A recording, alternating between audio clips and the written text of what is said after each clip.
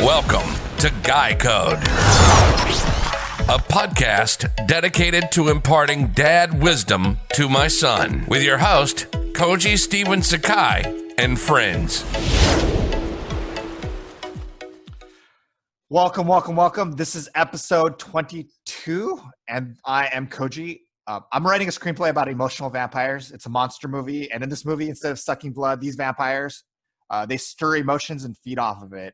In this day and age with social media and a lot of our lives have become toxic, but a lot of men, even me when I was a young kid, I was probably toxic as well.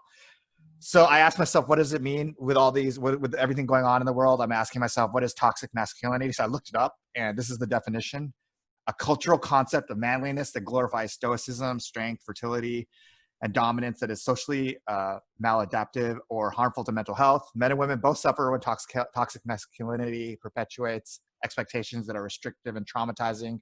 I think this is especially important for Asian American men because so many of our stereotypes are negative, small penis, meek, weak, etc. And I've seen so many Asian American men go the other way and try to act tough or more important. To help me talk about this conversation is my friend and actor, Edward Hong. And hi, Edward. How are you?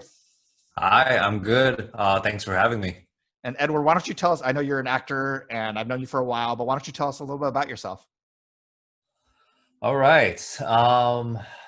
I was born in Yolo, California. Yes, that's a real city up in the Northern California region. I was only there for a little bit as I moved around frequently in my young adult life. From there to Binghamton, New York, to Ann Arbor, Michigan for 8 years, then to Seoul, South Korea, then to Williamsburg, Virginia for college, and now back here in Los Angeles, where I've been living here for about over a decade. And you're an actor, right? Yes. I should probably mention, what do you do, Edward? What am I? Yes, I'm an actor. I've been acting here for the past decade. If you're going to ask me, where have I seen you in? A bunch of little things here and there and a bunch of TV shows and a bunch of commercials. I'm probably that guy that maybe most people remember me as the Cinnabon guy because I've marketed myself with Cinnabon for the past 8 years, much to the company's delight. And so it has gotten me to very interesting places in terms of meeting the CEO, going to their headquarters in Atlanta, and shooting an indie film with Dakota Fanning as literally the Cinnabon guy in this film called Please Stand By. So, it's been an interesting journey with this fat pastry product. Do you even like it? Do you eat it? Of course I love it. I mean, I think to market yourself with a pastry product or any food product, you have to genuinely love it. It can't just be some gimmick. And so I've loved it since I first had it when I was in, Michigan. So that was like during my middle school days. And I can definitely say that I always loved it as a kid, but there was a particular point in my life in around 7th grade of middle school where it was pretty rough in terms of how I was adjusting, just being one of the few Asian American kids in the middle school area.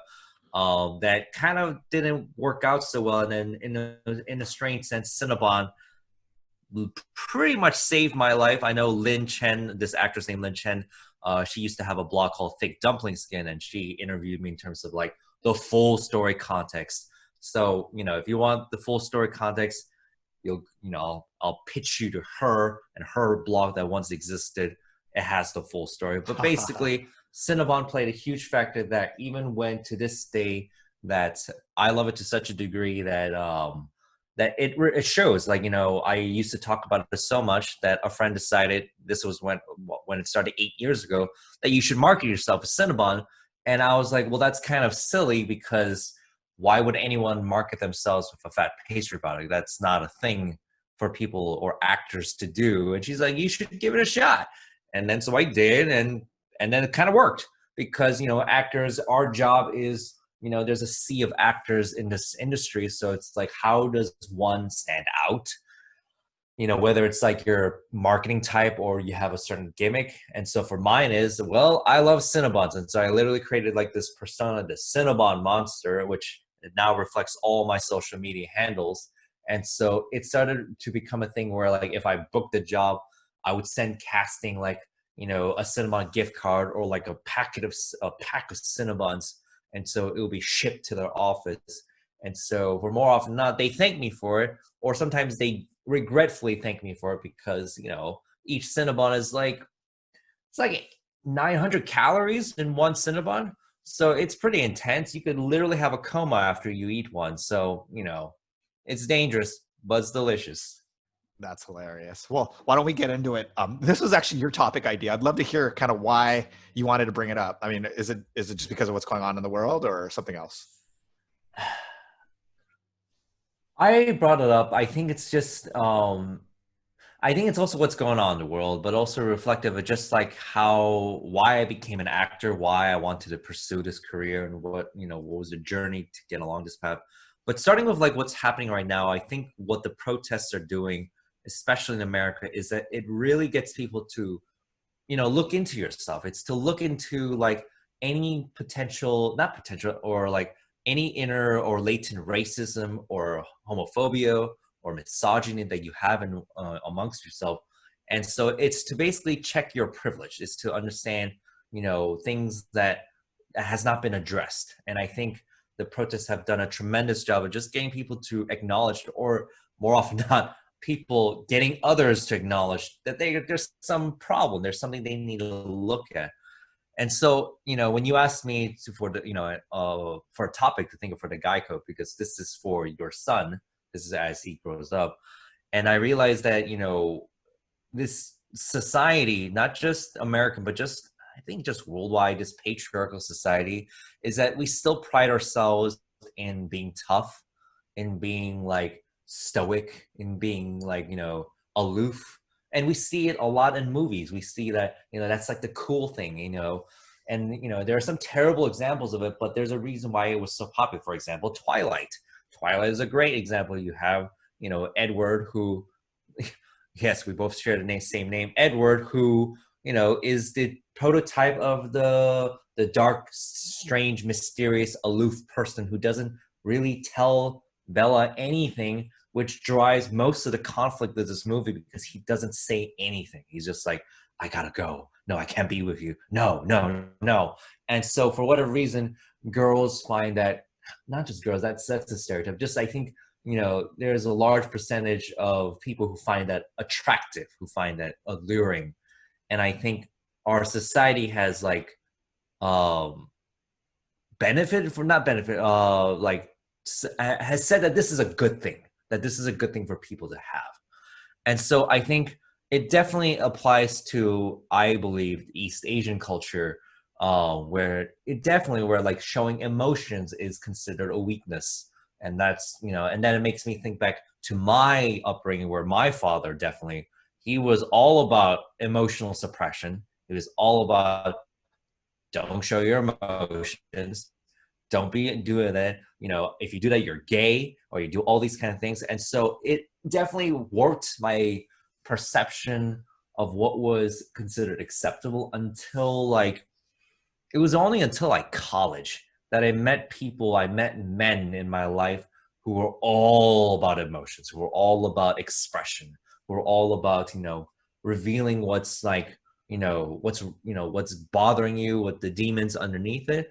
But at the same time, not using that as a crutch. Like, just because you're expressing it doesn't mean that, you know, you abuse it. It's not for you to become like, you know, you take advantage of, you know, your own emotions so that you can get something what you want. It's really just to, you know, have a healthy outlet of sorts. And that's why when you asked me that, I thought toxic masculinity was a good topic to talk about. That sounds great. So let me hear your first piece of advice. Do you have a piece of advice for me?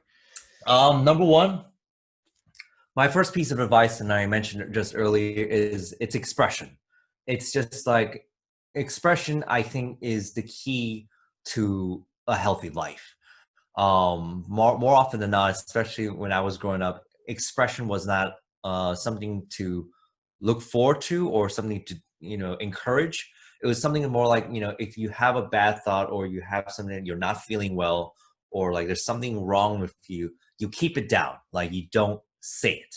Yeah. Because, you know, and especially in the household I was growing up with, especially with my father, the way he was raising me was that it was best to always have a good face.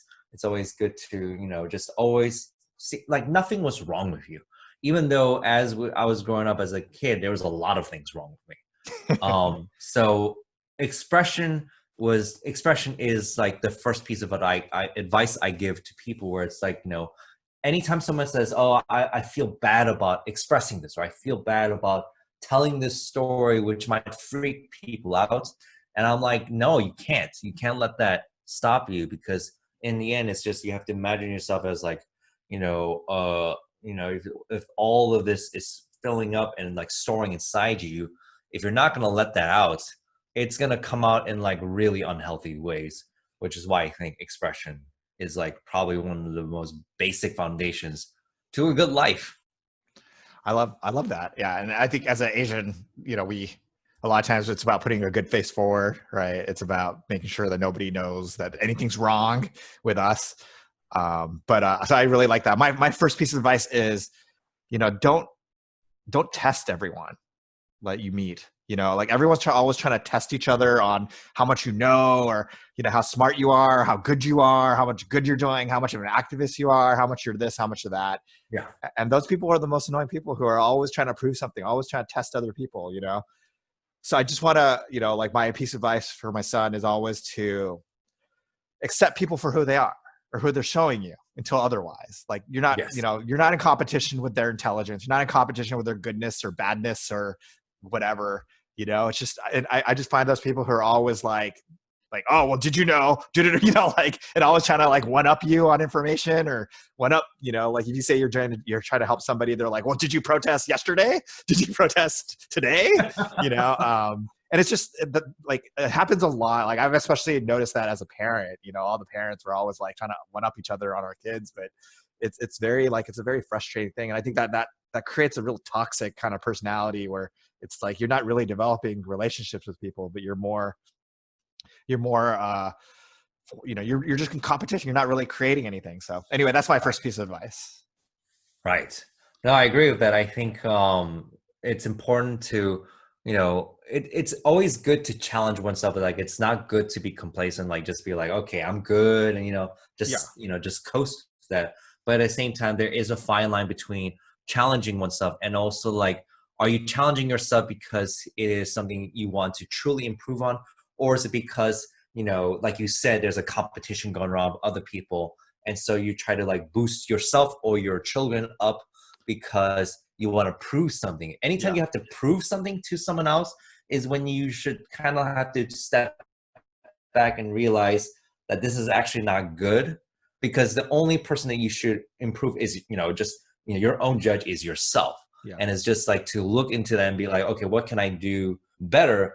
And this is where it's like, sometimes, actually not sometimes, more often than not, it's very difficult to gauge your own self-worth and like what needs to be improved. And that is where, whether it's finding a good friend or a good partner, a significant other who really knows your potential and knows that you can improve on these things and can be harsh and can be, you know, pretty much like inspire you and challenge you to go into that further direction. But at the same time, like, you know, finding that line, as well as to also not coddle you, not to always be like, oh, you're perfect, you're awesome just the way you are. Because I think this is where, you know, if we're going to go with like, you know, the differences I see with like Asian parent upbringing and white parent upbringing, is that the stereotype of Asian parent upbringing is that, you know, that people always joke the tiger moms. It's like, it's super strict. It's like crazy. It's like, you know, they want you to like learn like 7 different skills or 10 or whatever. And then you have the white parents where like they will give like a gold medal or like an awesome dinner to their son or daughter who gets like a C- in their algebra exam, even though they know they can do better. Like they know they can probably ace that test, but they just put the barest minimum effort and they were like, yay, you're amazing. So I think it's like finding the balance between like the stereotype white parents where it's like they coddle their parents for anything they do. And then you have the Asian parents who are so unyielding that it can drive the son or daughter insane. And then find a middle balance where it's like to challenge them, But also, if it's like if I can tell that my, if I have a son or daughter, that if they got like a C plus on a really difficult exam, and I know they really put their effort. It wasn't like they were just playing video games till like 4 a.m. and then they decide to study, but they really put the effort. Then it's like, to know, like, to congratulate that, but also to inspire them to do better. And I know that's where it's like, this is me talking on my butt, because it's like, how does a parent know that?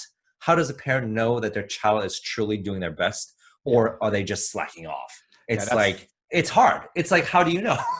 I used to think like you, but then I became a parent. I became a tiger parent. But you know what I mean? What's funny about what you say is that, one of the biggest differences between, with the tiger, especially with the tiger parent, is it's not necessarily like the difference is that with Asian parents, there's a certain expectation. We have higher expectations. That's what they found in that, like, for example, I expect my kid not just to go to college. College is not a minimum.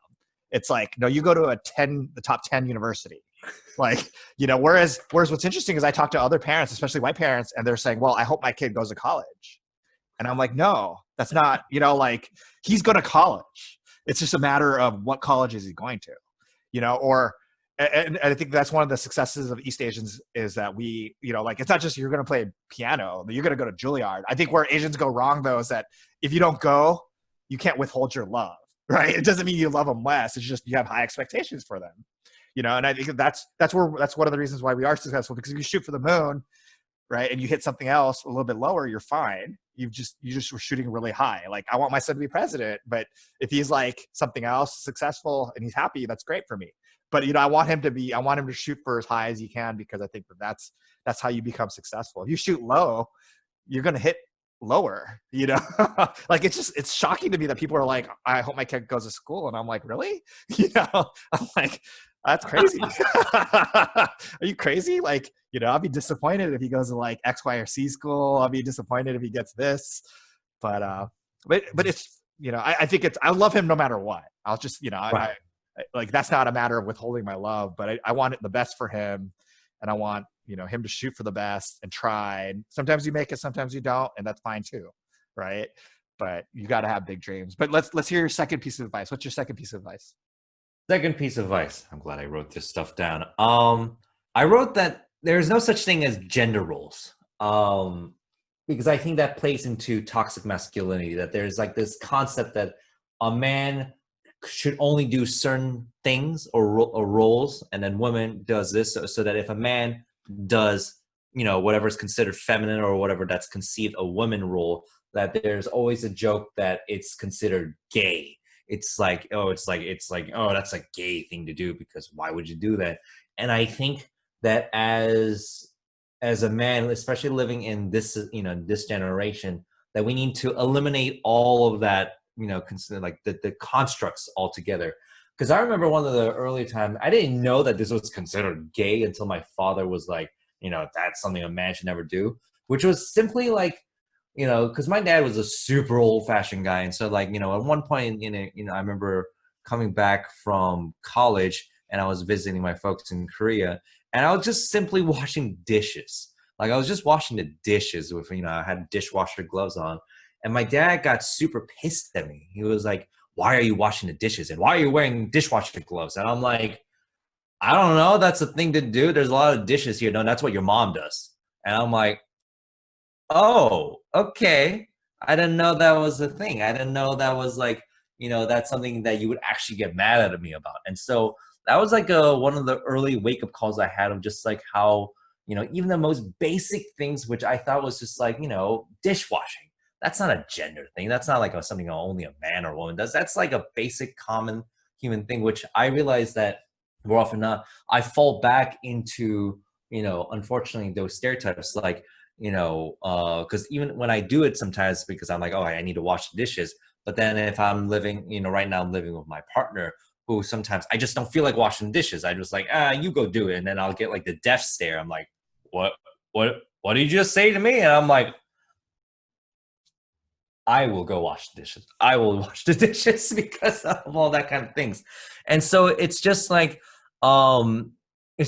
any part, I think it's just like as a kid, that I feel like that when I have a kid, that anything, what they do is that there's no limit to it. So if like my son wants to play with Barbie dolls or is like really into pink, I have no judgment. If he turns out to be, if he is gay, okay. Or if he's just a guy who's just experimenting with different things, I think I want him or her to explore, what it means just to be human. Just to, if they want to play action figures, play action figures. If they want to do ballet, do ballet. I think it's just going back to what I said earlier about expression.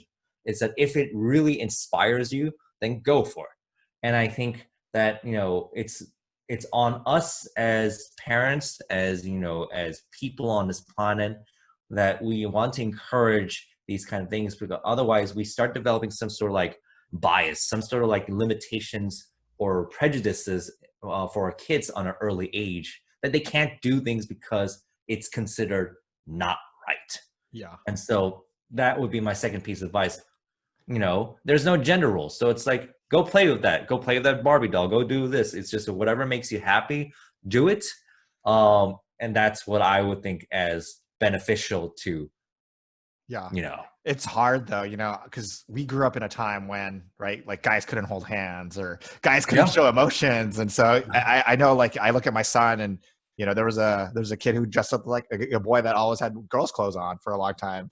And, you just like when I was a kid, I was like, that, I mean, it's hard for me to be able to, because I come from a world like, don't show emotions. You have to be strong. Like I punch my friends. We're very physical with each other. We're very like manly. And it's hard for me that to not pass that on to my son. And I do have to check myself a lot because, it's, to me, that's like guy roles, right? That we have to, that we're physical, that we don't show weakness, that we're gonna, if somebody wrongs us, we're gonna fight. We're gonna do those kinds of things. So that's a really great piece of advice. And I'll just be real quick with my piece of advice. Similar to yours, don't mansplain. You don't have to explain everything to a woman. That women are probably smarter than guys anyway, but they know everything already. So they know as much as we do. So there's no reason to have to explain to people anything or explain to anybody anything. But especially women, that we don't need to always explain stuff. And going back to your thing real quick about gender roles, I was going to mention, when I go to Asia, it's always really hard for me to like deal with a lot of stuff. Like I was actually in a meeting with this really big CEO from Japan. And she was serving me tea. Like she'd like leave the room and get tea and come back and give it to me. And I was like, this is so weird, because she's like the boss of this company, And it's like, and all the people sitting down were guys, and even her underlings. And I was just like, this is so, it's such a like gender role thing, especially in Asian cultures. And I was just like, wow, this is so weird. I even stood up and started going to get it. She's like, no, you sit. And I was like, okay, but it was a weird thing. But anyway, let's move on to your third piece of advice. What's your third piece of advice? Third piece of advice actually is tied to what you just said. When you said about mansplaining, I think the third piece of advice is like truly be able to achieve the gift of listening. Like when I say listen, is to like, because I think more often not, as men, we're encouraged to like speak loudly and just bulldoze over people. And that's how often we see that happens a lot whether in business meetings or just in everyday life. If you just take an observation, you see from a group of friends, and there's guys and girls, and then you can notice that more often not, if the women have some things to say, guys are like, but wait, I got something to say, and then they just kind of like take over the conversation. And so that is a piece of advice I think is probably one of the most difficult skills to have, especially if you are a man, because it's like we're encouraged to not really listen, but just to talk, just to like have your viewpoint be known, because after all, you're a man, and you need to let people know that how you feel and what you think. And so this is something I still work on to this day. Like it is such a difficult skill that is hard to master, even for me right now, because more often than not, I just want to be the loudest person in the room. And maybe it has something to do with being an actor. Maybe it has something to do with the fact that I'm a dude, or the fact that I was the only child and no one paid attention to me. So who knows? There might be a lot of like crazy factors on like why I just want to be so loud. But there is something so good to have that if you can just, you know, especially it comes very handy if you're having arguments with people, whoever it is, like it could be a stranger, your boss, your coworker, your loved ones, you know, your family, whoever. And it's just like, just let them talk and just like what, you know, you might think that they're wrong. You might think that, okay, they're like going off in some crazy town, but it's just like to at least try to like listen, like really listen. And that's when I realized that I can say I'm listening. And then my girlfriend's like, you know, are you actually listening? And I look at her like complete deer in the headlights. I'm like, I actually have no idea what you said, even though like I sounds are coming to my ears, but that's because I didn't actually genuinely listen. Like basically checking my ego to, you know, to the side and just being like, okay, I have to listen to what she's saying and kind of like understand in my own terms what she said. So it's not just me repeating the words back to her, but repeating in a sense of like, you know, my context of how I understood. And so that, you know, my partner can look at that and be like, okay, he understood what I was saying. Or for example, if, you know, if she's criticizing me for some bad habits I'm doing, you know, I have a tendency to blow up and just be like taking that small criticism of some small behavior and make it about some general broad attack on my essence and my being. And so I think that that's a trait that I see a lot of men have where it's like they get one criticism about one thing and they make it into some like bigger catastrophe. They're like, oh, you think I'm a terrible person, don't you? Or some sort of like wild, crazy thing, which I see a lot of men get, you know, very, very sensitive about. And so I think listening, it plays a huge factor in like, you know, detooling or like getting rid of toxic masculinity. It's just listen. Yeah. Like you said, mansplaining, you don't need to explain all the time. Just shut up. Just don't stop talking. I'm terrible at this. This is my wife's biggest pet peeve with me is that I always like she'll come up with an idea and then I won't be listening, and then I'll come up with my own idea, which was what she just said. Exactly. And then she'll be like, "You just repeated what I said." And I said, "Oh, I did," and it's something terrible. I'm sure I do it in real life too, but it's something that I definitely need to work on because yeah, you're right. Men are told everything we do is fantastic. We should, we have a thought in our head, we should say it, and women are often taught, get along, be quiet, get along. You know, make sure everyone's working together. You know, so it is something that is really interesting. Okay, let me hear your next piece of advice. Would love to hear your next piece of advice. Yes. My next piece of advice is about strength. That strength is not found in just having physical brawn or just like, you know, muscles or just like that kind of, because that also once again ties into toxic masculinity. That, you know, to be a strong man is about physical strength. Is about, you know, just like showing, you know, that you can beat someone up or you can like, you know, beat them down to submission. And that unfortunately, even though our society is trying to be better, we're still holding on to like this weird caveman-esque mentality where it's like, oh, I beat you, therefore I am better man. And so strength is not about just it's about the ability to, you know, it's not, strength can be found in just, you know, in courage, in being able to speak up for what is right, in being able to, you know, take the fight or like to be the shield for someone who wouldn't be able to. Strength is being able to pass the mic, to be able to, that if you are, let's say, a person of privilege, let's say you know, if people benefit from white privilege, whether they are white or non-Black people of color, to understand and to be able to be aware of like being able to pass the mic so that you can have others be heard. And that's strength. And strength is also letting your weaknesses be known, be vulnerable. That is strength.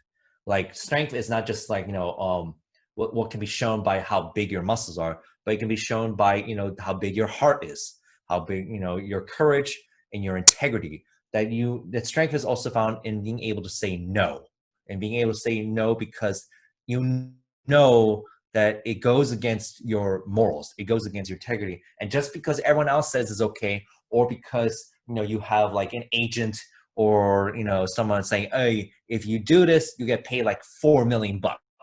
So you should just do it.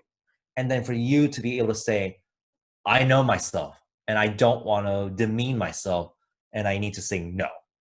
And so I think it's important for us to teach the next generation that, to have the strength comes in all forms, that it's not just one limited form. And this applies to just not only for men, but also for women as well, that, we're, obviously just talk about the guy code, but, strength does come in that just because, there's always a stereotype that women are not encouraged to speak up, to criticize, because because if they do that, they're considered like a bitch, they're considered hostile or mean, even though really they're just pointing out the most basic things.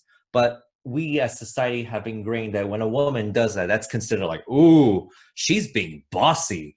And that's something I still have, because I still learn that to a daily basis with my partner, because my partner is the most straightforward, direct person. But a lot of men in her life consider that as like really, really hostile and mean. And when I first met her, that's what I thought too. Until the longer I was with her, I realized that she's really not doing much. She's just saying, hey, I think you got a problem with this. You should look into that.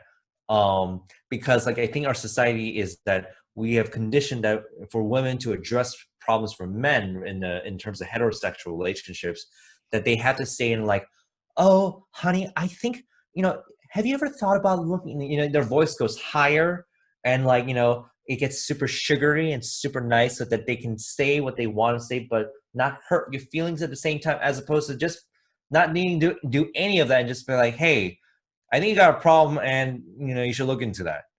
It's just straightforward. But, for whatever reason, I see a lot of men in my life, not just with her, but just I see it in, the workspace, in the world around me, where they just get really offended by that. They're just like, oh, excuse me. And so I think strength in the end is just like being able to speak your mind and don't apologize for it. I have so many things to say. Well, first, I want to say that your girlfriend, your partner sounds so much like my wife, because my wife is a lot of people. I mean, she's a straight shooter, and she's a very strong, smart woman, and people are offended by her. And I always joke that because people think she's mean. And I always joke that she's actually nicer than me, because I will talk shit about people all the time. But I'm more friendly to talk to people. But she's actually a nicer person than me, because she actually is a nice person, and I'm just kind of I've always been an asshole. But she's a straight shooter, and she'll tell you exactly what she's thinking, and she'll tell you what she needs to happen. And she's a CFO of a big company, and so she's she's a very strong woman, and that throws a lot of people. But I did want to say that 2 of my pieces of advice were covered by you in this one, so that's awesome. One was the strength one. My son does jujitsu. He's really good at jujitsu, and for the longest time, I had to explain to him that because he wins these big tournaments and he wins all these things, and I always tell him, the strongest person is the one that walks away from the fight. Because I was like, you have to be able to say, I don't need to fight this dude, because if I do, I'm going to kill this guy, and that you have the power to walk away. And that it doesn't mean you're less strong. It doesn't mean you're less of a man, but that you know how to fight. These people don't. It's not fair. And short of them physically attacking you or attacking somebody else, you should be the person that walks away from this fight, Mm-hmm. And that's in a lot of ways, it's a lot harder to do, and then the second thing I would say about that is there's always someone stronger than you. It's a lose situation where no matter what you do, no matter how much you lift or how good shape, there's always someone stronger than you. So, being strong there's a lot of ways to be strong, like you said. And one of the things I like about jiu-jitsu, Brazilian jiu-jitsu, is that it uses the other person's strength against them, or it uses the other bigness against them. So being able to use jiu-jitsu in your real life, that, if somebody's coming at you aggressively, how do you deal with it in a way that doesn't, not just fighting back, but how can you turn it against their strength against them? And then the other thing I was going to say about, being vulnerable is, one of my pieces of advice around that was just learn, every day, try to be vulnerable in one way or another, that it's important that we allow ourselves to be vulnerable, that we allow ourselves to accept criticism. Before, you're talking about having somebody who could tell you the truth. My biggest pet, Tupac's my hero, right? I wanted to name my son Tupac. I didn't, but he's my hero. And the biggest difference Tupac and Notorious B.I.G. was Notorious B.I.G. had Puff Daddy. And Puff Daddy was somebody who could tell him the truth. Hey, that song is whack. Let's re-record it. Let's put a new track. Do a new hook. Do this, do that, right? Tupac had nobody like that in his life. Tupac was, everyone's like, that's the greatest thing I ever heard. That's why when you listen to B.I.G., every song's amazing. Every album's amazing. Whereas if you listen to Pac, you know, half the songs are terrible. I mean, I love Pac and half the songs are terrible. If you took like a whole album, half the album's amazing and half the album's like not listenable. And it's because he didn't have that one person in his life being, hey, you, like, that's not good.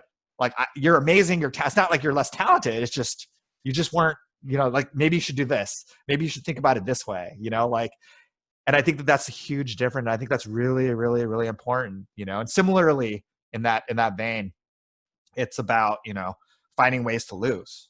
That losing is you know, losing is the way to winning ultimately. Because if you're not able to, if you never lose, you can never truly win. One of my favorite motivational speakers, he always says, you know, even a loser keeps going when they're winning. But a real winner, like, and he believes you shouldn't ever be called a winner unless you've lost, because when you've lost, you have to come back, and if you come back, you're the winner. But if you never lose, and then you never, you know, like how are you really a winner? Because you're just winning. Yeah, no, it's good. I mean, it's know? like, you know, you don't really know the true value of winning until you've lost. Yeah, until you have to come back, until you have to get up again, and you have to fight again, or you have to do whatever, or play, or do anything. You know, I mean, that's a true sign of a person to win. Okay, well, let's hear your last piece of advice. I'd love to hear your last one. I love how we're just like playing like piggybacks, because I'm like, you know, we're almost like reading each other's mind, because my last piece of advice was about winning, is about like the concept of winning. And I think it's just like that plays in the toxic masculinity. It's like, you know, it's based, I'm just parroting off what you said. It's like we are led to believe that you always have to win. You always have to win in everything you do. You always have to be the best at everything you do. And that creates like an extremely unhealthy culture. And it can drive people mad. It can drive people to be utterly and truly depressed, that they can never achieve that. And I think we have to get rid of the concept of winning. We have to get rid of the concept, like, you know, there's always, and that's the thing that, you know, I say this because to this day, I still have issues, because I always, in my mind, it's still in this weird binary trick where like, it's either you're a winner or you're a loser. Or like, if it even comes down to arguments I have with my partner, it's like, if we argue about something, I'll like throw in some really stupid self-defeatist things like, I guess you're right and I'm wrong. And she's like, it's not about right and wrong. I just want you to do better.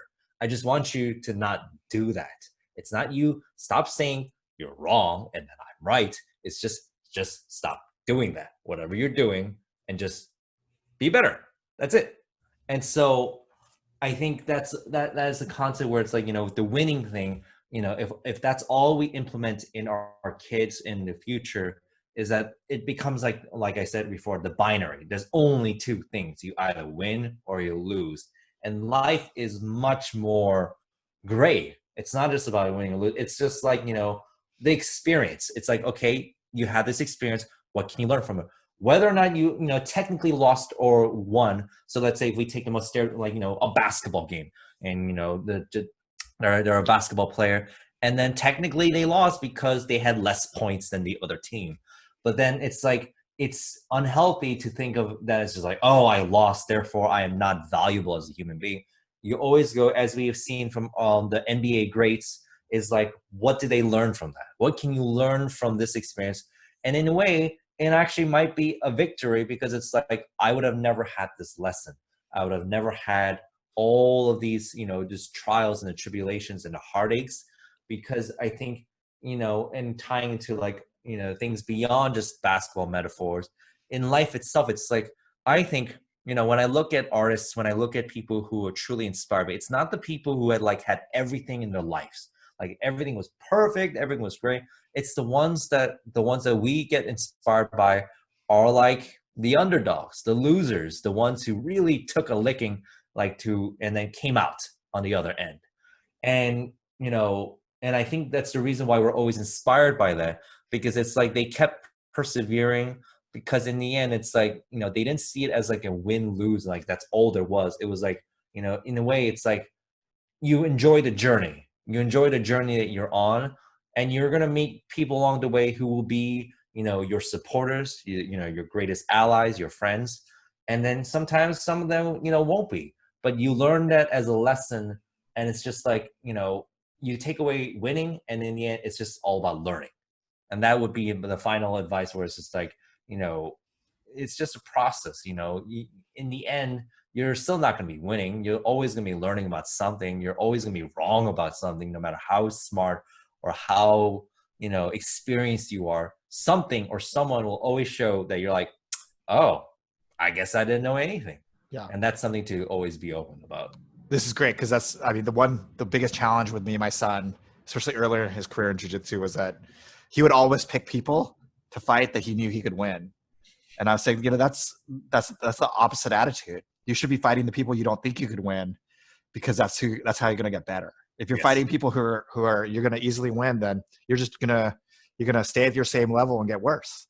Yep. But, and in life, you have to constantly, and my whole point to him was that the more you fight the people you don't think you could win, you'll get better. And then when you really need to win, you'll win. And it's like the same thing in life. You always have to put yourselves in positions to lose, because that's how you're going to ultimately get better. And if you lose, it's okay, because that's how you learn. Like you said, that's how you learn. That's how you're going to grow as a person. I speak a lot at colleges, and one of the things I always say is that a bad job is not a loss. It just means that you don't want to do that anymore. My first job, I was working at a corporate department store thing, and I realized right away I never want to work corporate. I never want to work in a cubicle. I never, I knew right away those are things that were like death to me. And I could look at that situation as a loss because I spent all this time and wasted my life, or I could look at it like, no, I learned early that this is not what I wanted to do. I'd rather do almost anything else than that. So I love those. I love the winning and losing. I mean, I spent a lot of time with my son about winning and losing, but it's interesting now because there's not a lot of winning and losing, in kid stuff. Like my son's 9, almost 9. And this is the first year in baseball and sports that there's scores. And I think that's a shame, because I think it's okay to lose. And I think a lot of times these parents, well-meaning parents, are like, I don't want my kid to lose, but I'm like, it's okay to lose.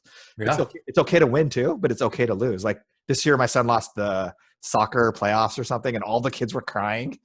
And I was like, this is what happens when you don't have winning and losing before this. It was actually funny. The first tournament my son was at jiu-jitsu, he lost fourth place. He lost the third place match. And he thought he's going to get a medal, because everywhere else he goes, he gets a medal for. And I was like, no, you don't. You win that match, you got a medal. You lost, you don't get anything. And it was a shock to him. Was he expecting like a participation prize? Yeah, that's exactly what it is. Because everything else he does, he gets a trophy for showing up. And and I was like, now you have something to work for. Now you know what you have to do in order. If you want to win, if you want to be up on the dais with everybody else, then you have to win. You have to fight. You have something to work for. And it's okay, and it's okay to lose. It doesn't mean you're not good. It doesn't mean you're not, that you didn't try hard. It just means that you weren't ready for it. So how can you get ready for it? How can you practice? How can you get better? And that's how, and the other thing I was going to say, and then we'll have to end this, but one of my favorite podcasts, My Imaginary Life, it's a story about all these, how all these great people became great. And what I realized real quick listening to that podcast was every person had terrible childhoods, or parents were divorced, or or they were bullied, or or something happened to them early in their young adult lives. And it's really interesting that there's two kinds of people that come out of those situations. One is they get broken, or the other one is they come out and they come stronger and they become who they came. Elon Musk got thrown downstairs as a kid. I mean, he was bullied so much that he had to go to the hospital. He was like, I think he was ICU, but regardless, he was in a hospital for a while, because he was a weirdo for all these kids, and they kicked the crap out of him and they threw him downstairs, and there's two kinds of people. One person will, one kind of person responds to that by saying, I am terrible. They are right about me. And then they stay in their room for the rest of their lives. And another one creates, everything that Elon Musk has created. Whether you like him or not, it doesn't matter to me, but he created his thing. Right. And he was able to overcome those kinds of things. And I think that's the difference between successful and not successful. Sports is just a metaphor for real life. I don't expect my son to be a professional jiu-jitsu person, but I expect those lessons that he learns from jiu-jitsu and all the other sports to ultimately be the thing that he's going to do. That's, by the way, one quick thing. That's where Asian parents go wrong too, is they put their dreams on their kids. You're right. They want like they think that they wanted to go to Juilliard, so their kid should go to Juilliard too, right? Yeah, Where that's rough. it should be like where like I always tell my kid, if you want to be an architect, I don't care. You know, you should do what you want to do, and you should be the best at what you want to do. Yes, but absolutely. not like my dreams are my dreams. Like I'd love for him to be a baseball player, but that doesn't mean that, you know, if he doesn't love baseball, he shouldn't do it. He shouldn't. That's not his dream, and that's something I always have to check myself. And I know a lot of other Asian parents have trouble with that as well sometimes, because all parents, they all dream about their kids doing what they couldn't do. Right. So, but all right, well, we're nearing the end of the show. I always ask people at this point if they have any general life advice for my son. Do you have any general life advice you wanted to ask? Oh, general life advice. Not ask, but tell. Sorry. Hell. I'm going to say that I think we briefed upon it earlier, and it's such a gross stereotype, but I think it's true that more often than not, I think when you are taking, you know, if you have a group project, take counsel from women. I think we're seeing it right now in real world, where we see, like, especially with the COVID-19, what are the countries that are doing best with their handling of this virus? It's the countries that had women leaders. New Zealand. They're just doing better, man. They're just better. So it's like, you know, if you have any doubts, consult with a woman. Because they're probably going to be smarter. They're most likely going to be smarter. They have a much better sense of like the bigger picture. Because I think men more often than not, and I say to usually heterosexual men, they tend to be very pigeonholed and very like narrow, like this is all there is to it, and we're just going to do this one thing and kind of like be oblivious to everything else around them. But more often than not, women can see the bigger picture, or like can understand that if they're going to do this one thing, they're also going to take care of this and this and this and this and this, while we are just like, I will do laundry, and that's all you'll do. That's hilarious, because one of my friends told me that the difference between men and women are that if men look in a closet, they'll only be able to take one box at a time out and look at it and then put it back. Yep. Whereas women are able to take out multiple boxes, take it out, look at it, take out more boxes, put some back, and be able to do multiple things at one time, where guys are... That's overwhelming. I wouldn't be able to do that. Yes. Me neither, actually. Well, thank you, Edward. How can people follow you? How can people know what's going on?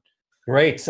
They can follow me on all social media handles: Twitter, Instagram, Facebook, at Cinnabon Monster. That's one word, Cinnabon, Cinnabon, Monster. Great. And I'll put that in the show notes. So if anybody's listening, they could just click on that link. So thank you, Edward, so much for coming on and for your pieces of advice. And for everybody listening, please rate, review, and subscribe to this podcast. If you have pieces of advice for my son, please come on social media. It's Guy Code Pod, and let me know, and we'd be happy to get you on the show.